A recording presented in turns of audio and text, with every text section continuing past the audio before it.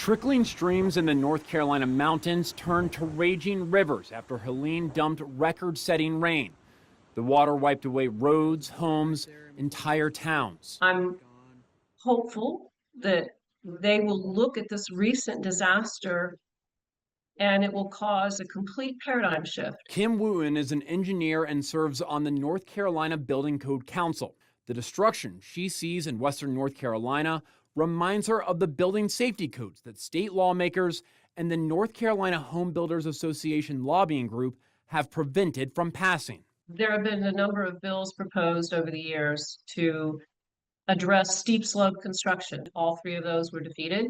Local jurisdictions tried to adopt sane, safe, steep slope construction methods, and those were also opposed or weakened. But it's not just what's been blocked, it's what lawmakers and the NCHBA have passed. What it does is it erodes the safety and security that's supposed to be written into the building code. State Representative Laura Budd opposed two recent bills pushed by the HBA, even though she's also an attorney practicing construction litigation. Most of my clients are licensed general contractors, they are licensed trades, and not a single solitary one of them is in favor of this. Republican legislators backed by the North Carolina Home Builders Association filed a bill in 2023 that essentially blocks North Carolina from adopting newly updated codes until 2031. Governor Roy Cooper vetoed it, warning it could cause the state to lose FEMA funding, but the legislature overrode his veto.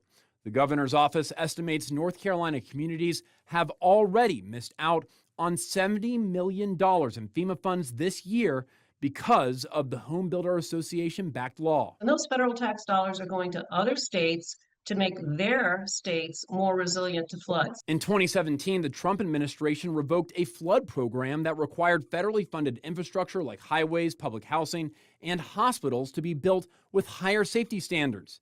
In 2021, the North Carolina Fire Marshal's office opposed another HBA-backed code change. The deputy state fire marshal wrote that it would negatively impact insurance ratings statewide and could decrease participation in the National Flood Insurance Program. Does it feel like anything the Home Builder Association wants passed will ultimately pass? If you follow the money, you tend to find the answers to those questions. That's what we did by comparing the Home Builder Association-backed Senate Bill 166 with a list of the politicians whose campaigns have received the most money from the NCHBA and its education fund over the last 4 years. This list of Republican lawmakers was named to a committee to help get the bill passed. 6 of the group has received more than $377,000 towards their election campaigns from the Home Builder Association and its education fund. But it's not just Republicans. To override the governor's veto, Democrats had to play a part too. 5 Democrats who voted to override the veto received more than $120,000 from the NCHBA and its education fund. North Carolina resident here. I was looking at those Democratic names and I'm like, where have I seen most of those before? Oh yeah, it was the House Bill 10 that they voted on. Cunningham, Willingham, and Ray. Those 3 names bucked the Democratic majority so they could spend $500 million defunding our public schools. No excuses. Absolutely no excuses.